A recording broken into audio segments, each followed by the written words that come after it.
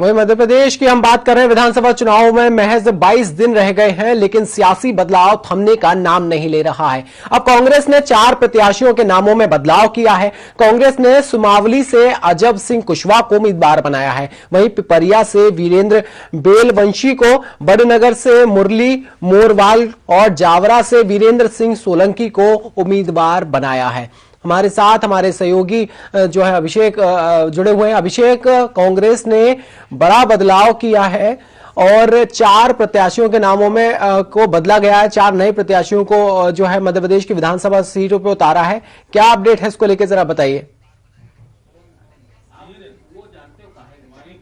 देखिए, कोई पहला मौका नहीं है। अभी कांग्रेस ने इसके पहले भी 3 प्रत्याशियों को बदला था।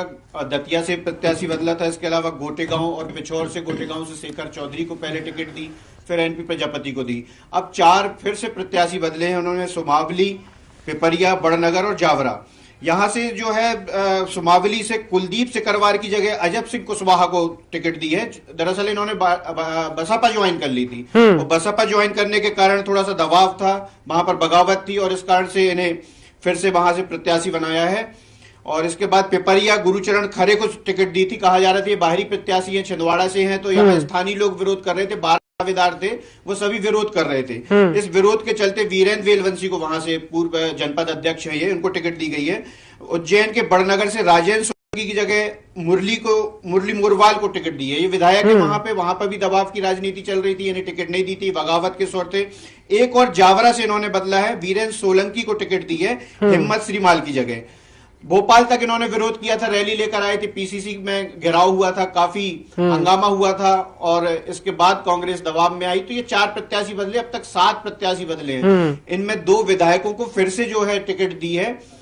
तो कुल मिलाकर अब 69 विधायकों को कांग्रेस ने दोबारा टिकट दी है। तो अभिषेक, जैसे विरोध के स्वर पहले उठ रहे थे प्रत्याशियों को लेके, तो और कांग्रेस ने लिस्ट जारी कर दी थी, अब उन 4 सीटों पे बदलाव किया गया है, तो कहीं ना कहीं अब फिर से विरोध का सामना करना पड़ेगा पार्टी को, क्योंकि उनको पहले से उम्मीदवार बना दिया गया, उनको बदल के किसी और को उम्मीदवार बनाया गया है। तो क्या राजनीतिक समीकरण दिखाई दे रहे हैं?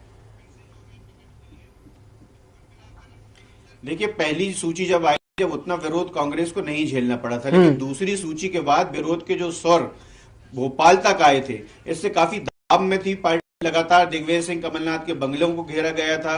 कपड़े फाड़ो की राजनीति जो है वह ऊपर उठकर आ गई थी, काफी चर्चा का विषय बना था, और भारतीय जनता पार्टी ने इस मुद्दे को हाथों हाथ लिया। उसके बाद दबाव में थी। अब ये 4 सीट बदली हैं, तो जिन प्रत्याशियों को बदला गया है अब वे बगावत पर उतरेंगे। तो ऐसी स्थिति में बगावत खत्म, ये तय नहीं है। इसके बाद और विरोध के स्वर आएंगे, तो अब कब तक और कौन कौन जाकर आला कमान या बड़े नेता इनको जाकर संभालेंगे, ये देखने वाली बात होगी। लेकिन फिलहाल चुनाव अब नजदीक आते जा रहे हैं, और कांग्रेस के सामने ये बहुत बड़ी परेशानी है कि विरोध है, थमने का नाम नहीं ले रहा है। जी बिल्कुल अभिषेक, और लगातार दल बदलने का सिलसिला सुनने में आया है। कई लोगों ने निर्दलीय प्रत्याशी के रूप में चुनाव लड़ने की भी बात कही है। तो ये कहीं ना कहीं पार्टी को बहुत ज्यादा नुकसान पहुंचाएगी ये इस विधानसभा चुनाव में। बिल्कुल, जिन्हें टिकट नहीं दी गई है वे कहीं बहुजन समाज पार्टी में जा रहे हैं, समाजवादी पार्टी से टिकट ले रहे हैं, कुछ खड़े हो रहे हैं। तो ये प्रत्याशी कांग्रेस से जुड़े रहे हैं, लंबे समय तक जुड़े रहे हैं, ये नेता जो हैं वह यदि दूसरे दलों से चुनाव लड़ेंगे या निर्दलीय लड़ेंगे, तो जाहिर सी बात है कि कांग्रेस के कार्यकर्ता भी इनके साथ जाएंगे, तो कांग्रेस को कहीं ना कहीं नुकसान उठाना पड़ेगा इनको लेकर। इसके अलावा अभी भी कुछ सीट है, जैसे आप बैतूल जिले की आंवला सीट की बात करें, निशा वांगरे से कहते रहे कि आपका इस्तीफा जब मंजूर हो जाएगा तो आपको टिकट दी जाएगी, इस भरोसे नहीं। लेकिन उनका इस्तीफा मंजूर होने के एक दिन पहले वहां से मनोज मालवीय को टिकट दे दी गई। अब वहां पर निशा वांगरे जो है वह कह रही है कि हमारे चेहरे पर चुनाव होगा और चुनाव तो हम लड़ेंगे।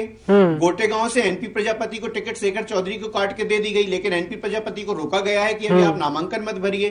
तो ये अनिश्चितता वाली स्थिति कुछ विधानसभाओं में है, और कांग्रेस को यदि इस चुनाव को बराबरी पर लाना है या इस चुनाव को जीतना है, तो इन विरोध को दूर करना होगा और चुनाव को बराबरी से लड़ने के लिए अपने कार्यकर्ताओं को मजबूत करना होगा। लेकिन जिस प्रकार से विरोध के स्वर अभी चल रहे हैं, तो उससे तो ऐसा दिखाई नहीं देता है। जी बिल्कुल, तमाम जानकारियों के लिए अभिषेक बहुत बहुत धन्यवाद। खबरों में आगे बढ़ेंगे। मध्य प्रदेश